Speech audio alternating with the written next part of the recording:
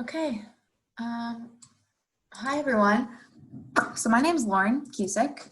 I work for the insurance agency with Hollingsworth as a risk consultant. So I work closely with the safety, training, and human resources team. For about 2 years now, I've been working with you guys. Most recently, the team has asked me to put together a training demo for this platform called Think HR, which Hollingsworth uses most typically to train their employees. So you all watching this demo, you're already signed up as administrators in the Think HR platform.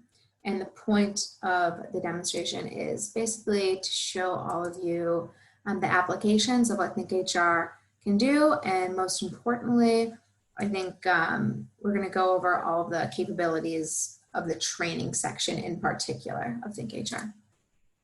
So as administrators for the platform, you all have the complete access to everything involved, and it's completely free for you guys. There's 4 main capabilities of Think HR that I'm going to go over, and you can actually see all 4 right on this main page right here. So you can see one is the Think HR Expert that you'll see down here. There's a living handbook, a comply section, and then the learning section, which is training.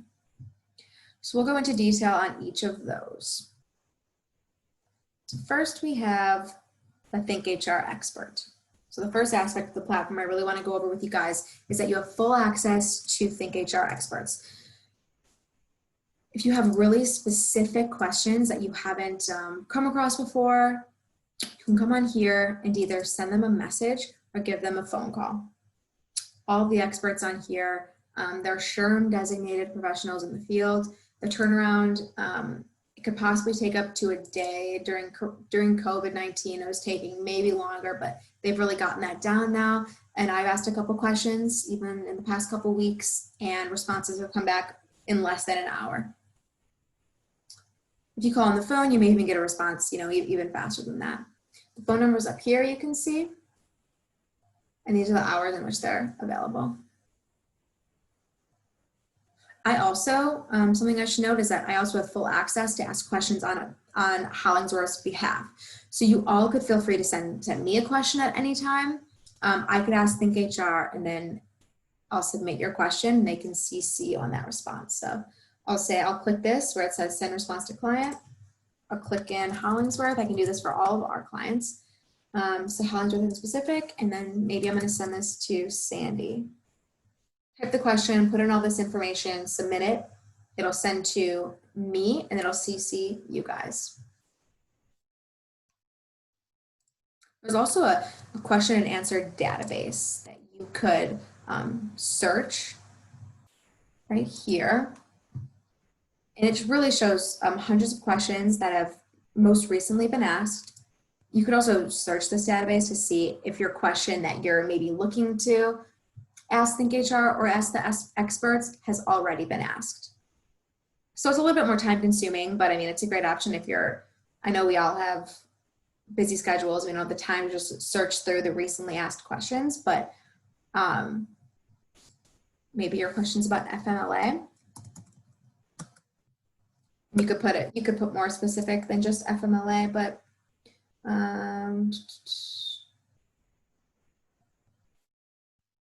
give it a search. You might need maybe something more vague here.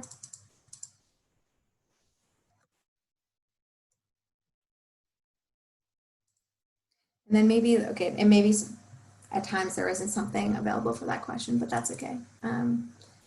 You can always just read through these and see what you can find. So the next section is the handbook section.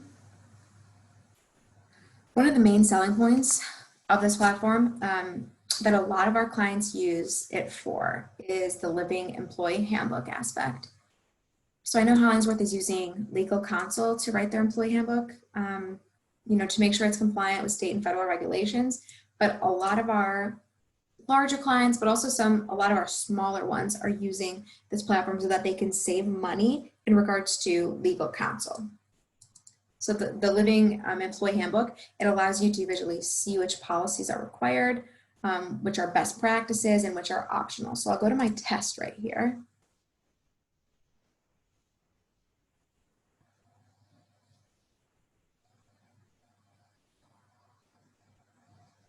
This is essentially the core policies and then the Michigan policies. You can also add that you are in different states like West Virginia, California, versus Michigan, and all of these will automatically populate. So you'll have the policies that are core to Michigan, West Virginia, California, and so on and so on.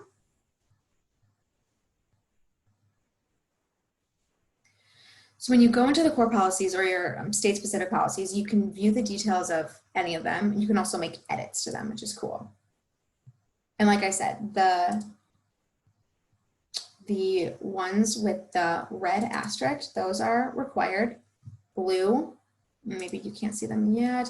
Blue are optional. And then these black check marks are best practice. So let's say you can click on, okay, here's conflicts of interest. So this is just a best practice. You can go to the details and this will just give you like a full rundown of what this policy is going to include. Or you could go back and you could click edit.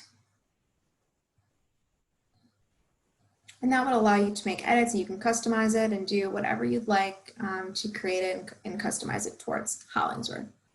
However, it should be known the revisions that you make, it may bring the policy out of compliance. So any revision should be made under, legal counsel, and make sure you go over that before you especially take out something that might go against the compliance for federal or state regulations.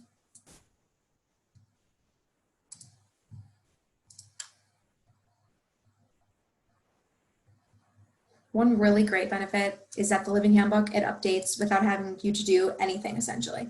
So when a policy needs an update, a red flag is going to appear. If I go back a couple slides, you'll see what I'm talking about. My screen's going to look a little differently than you all because I can see all our different clients who use this section of the platform. But as you can see, each one with these red flags, that means that something in this handbook is out of compliance. So I'll click the test.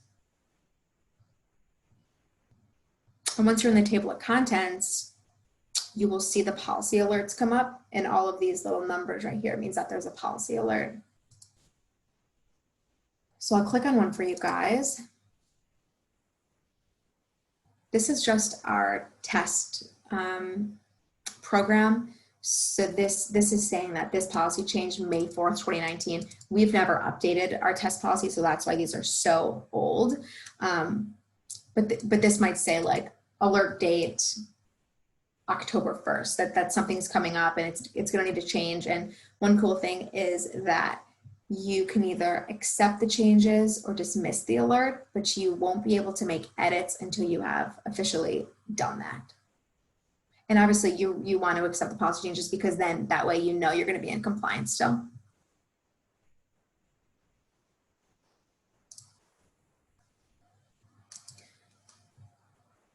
So those are the main takeaways from the handbook section.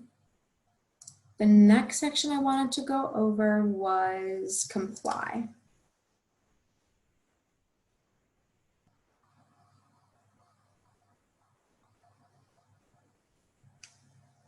So the comply section works essentially as a Google search.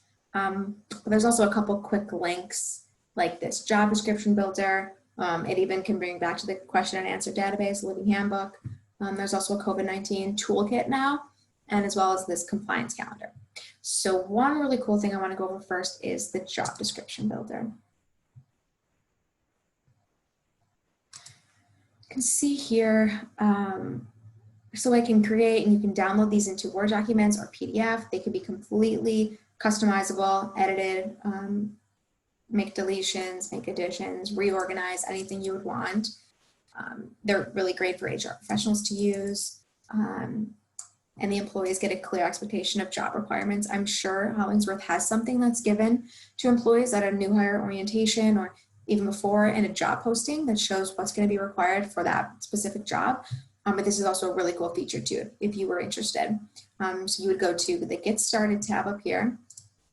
You can really essentially click any kind of occupation or enter any occupation that you can think of.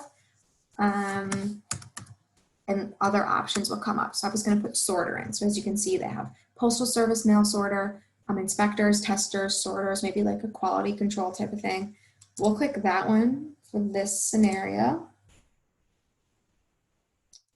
As you can see, more possibilities come up for you guys. Then this job description builder, so this will walk you through a step-by-step process of building a job description. So you'll need to put the company name, the job title. Not all of these are required. As you can see, there's no asterisk, but the more information you can put, the better. You'll also see there's sections for supervisory responsibilities. So is this employee a supervisor? Are they not? What's the purpose of the job? What kind of education is required? Is there any experience or any maybe like designations or degrees required for this job? And then basic skills, social skills, technical, systematic, resource management, body positionings. Are they going to be standing 8 hours a day? Are they supposed to be sitting 8 hours a day? Environmental conditions, how hot is it going to get in the plant, and things like that. And like I said, all of these can be edited and customized. So what's great is that you can save it as a Word document. It's going to want you to add in this first.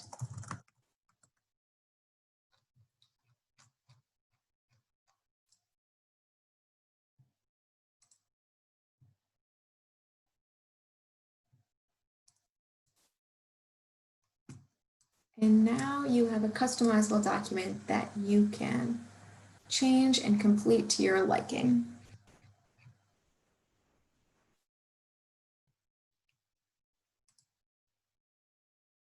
Okay, so if you go back to the comply section, you can go to the COVID-19 resources. So this is obviously a newer addition to the platform, but ThinkHR can offer resources like the Families First Coronavirus Response Act. They're going to have federal specific resources, state specific resources, also a lot of different toolkits from the CDC, which is awesome.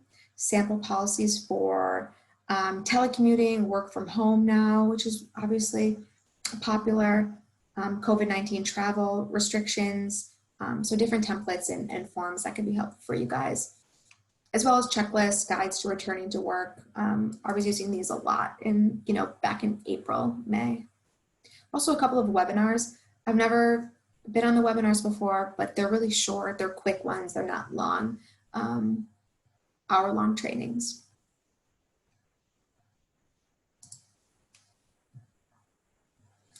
And lastly, I just wanted to show you guys the comply calendar.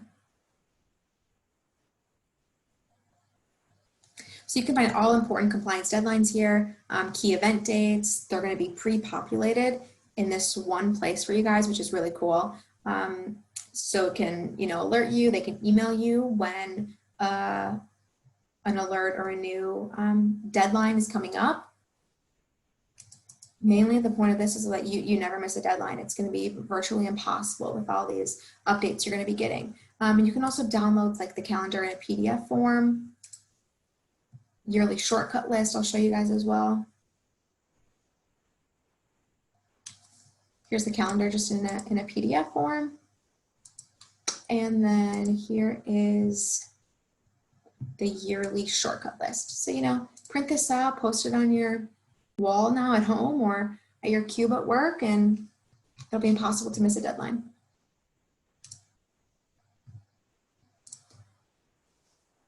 And lastly, like I said, Comply works as a Google search. So you could type in anything at this search bar. Multiple things are going to come up. So, let's do, I know I've done this before. There's a hazard assessment checklist in here.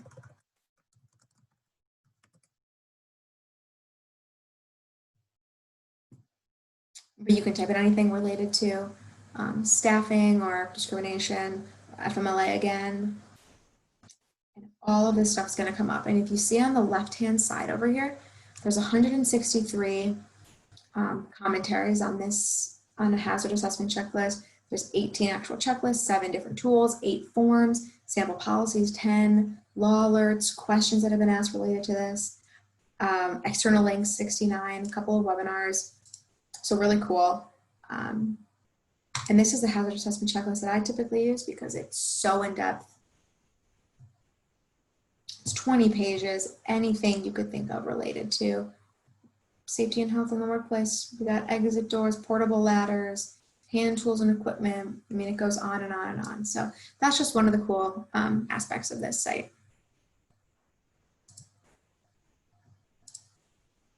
Okay, so that takes care of that. Now we're going to talk about the Learn section. This is the part of the platform that you guys are going to be using most of the time. So I'll go through the topics a little bit. We got harassment, compliance and legal, environment and climate, workplace, human resources, computer and IT. A lot of I think there's only 3 videos in here, and it's all related to cybersecurity essentially. Customer service, professional development, and now pandemic response videos as well. Most of the videos are going to be in the workplace safety area, and then human resources, and then I probably would say customer service maybe, or harassment. And I know Sandy has a great itinerary of training classes that Hollingsworth employees are going to be taking, and she's really utilizing all of these different sections, which is really cool to see. If you go to the My Course tab up here, My Courses, this will show each employee, the employees who are assigned their own training, how many courses they have and where they're at in the process of completing them, and the completion date and the due date and the start date and where they're at in the progress. That's just for their own safety courses. Now, if you go to Dashboard, Dashboard is what you guys will see as the administrators, and you'll see all of the employees who are assigned the training. And you'll see if they're overdue, if they're completed, and if they're in progress. One cool thing is that you can, for the people who have not completed, they're in progress of completing this or maybe haven't started yet, you can email them by clicking this to send an email reminder that the training course is due.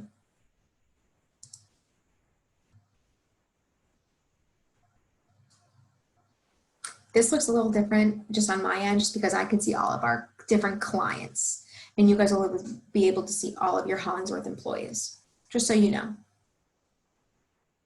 So one thing you guys can do as administrators is actually create a track. So create a new track, you know, actions and create a new track like I just did. I can assign training tracks for our clients as well, but I'll keep it as MMA for just our sake and showing you guys. Completion date, you can change it as well. We'll go a little bit quicker, so we'll say we want this done by November 1st. Track name could be, let's do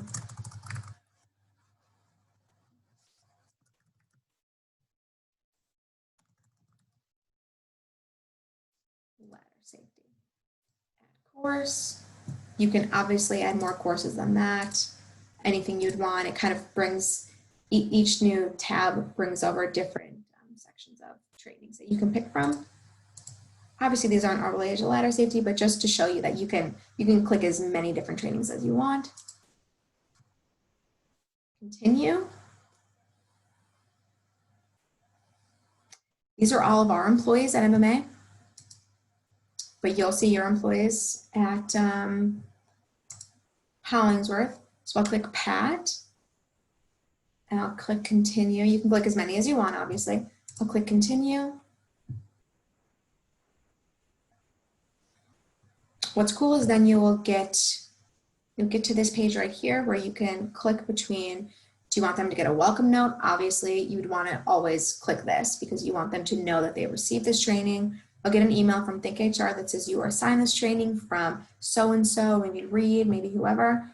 And then you could also click, you want to remind them give them a month as a reminder, a last week reminder, and then a last day reminder. I would just say maybe send them all if you think that's best. Once you save the track, you're good to go. And those trainings are in there. The email is going to go to Pat right now, and all that good stuff. That's all you have to do to create a new track. The one thing that you guys are going to need to know how to do is how to import contacts. Now, for the sake of ThinkHR lingo, you guys are administrators and you guys are technically called users in ThinkHR. So to import contacts, which are those students, you're going to go to your initials up here and system administration. Now, when you go to that, you'll have all your Hollingsworth information. For me, I got to search you guys. So I'm going to search Hollingsworth. And I'm going to click edit. Okay. Now you can see here, there's import contacts, there's send welcome emails, add a user, and add a location.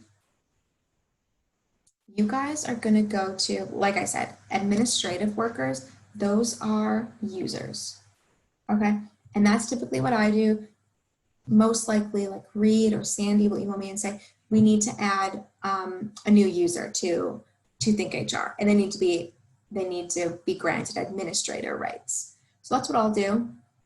You guys, however, are able to import your own contacts. So if we click that, these are the employees who they're gonna be being assigned training, but they're not going to have full access to this site. They're not going to be able to go into the employee handbook and fool around in there. They're going to have just access to this learn section.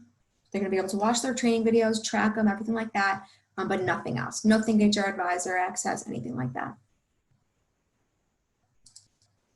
And like I said, all of you administrators are going to be able to import the contacts into the system. I went through this with Reed at one point, but now we're going to do this webinar so that you guys can look back to this and figure it out. But if you do have questions, obviously feel free to reach out. Okay, so what we're going to do is once you click the import contacts, you're going to need to download this import template. It's only going to work in this template. And this is what it looks like. So you have first name, last name, client name, email, username, department, job title, phone, role. These last three, we're going to keep them blank. What's interesting is I'm going to show you guys one of the Hollingsworth templates I've put in before. So we have first name, last name, client name, email, username. We're always going to use the username as the email address. It keeps it very succinct, and that way no one can really forget it. You know what your email is, you're going to know what your username is. You do have to put in something for department and job title, and the phone number needs to be input exactly like this, or else it will come up with an error. And like I said, these people who you're going to put into the system this way, they're going to be employees.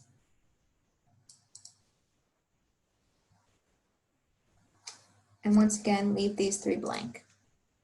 So I'll do a demonstration for you guys because it gets a little bit touchy, and I'll show you why.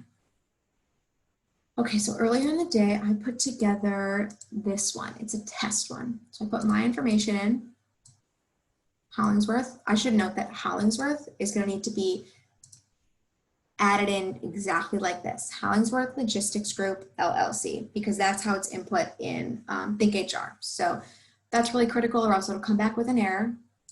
You also, I should note that you can't, it won't fully work if you're doing spaces after the name. So say Lauren has a space after it. My last name Cusick has a space after it. And I'll show you what I'm talking about in just a second. Then I'll put the email. I use like a Hollingsworth email because I already have an email in the ThinkHR system. Email, username, department. Like I said, phone number needs to be put in that specific way, and then employee. I'm going to save it. Save it. I'm going to go back into ThinkHR and I'm going to download it.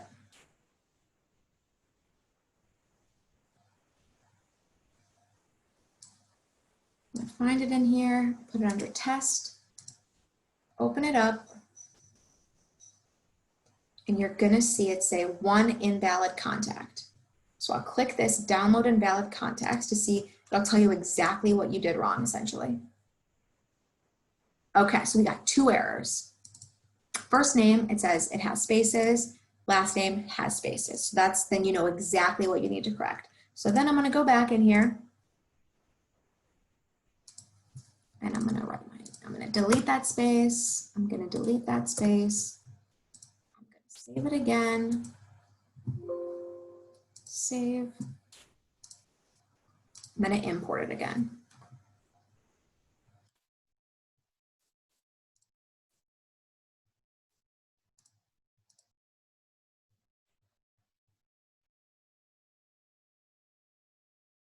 All right, and then you see 1 valid contact, 0 invalid contacts. So we're good to go. We're ready for import.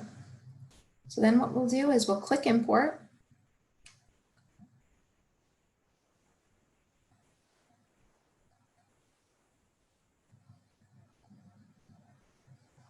Import results, 1 contact was created. Now I'm in the system under Hollingsworth, and I'll delete this obviously after the fact, but I'm in the system now. So now what you're gonna do is that person needs to be told that they were signed up and they need to go in and they're gonna have to sign in with their email address, which is their username, and make a password for them. So what you're gonna have to do to get that email sent to them is you're gonna click the back arrow. You're gonna go to send welcome emails. Select a batch name. So those are all batches is what they call them. And these are all the ones that I've already imported for Hollingsworth, because you can do them one at a time or you can do hundreds of contacts at a time. So this is the one that I lastly just did. Click it. It'll say 1 email or 1 user in this batch. It's got 1. It says it's not sent yet. Username, obviously it's not even spelled right here, but that's okay. I'm going to press submit. It'll say message sent. So this user is not going to get a welcome email.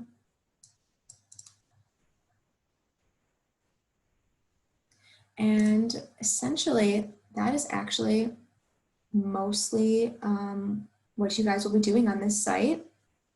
I think it's pretty clear cut.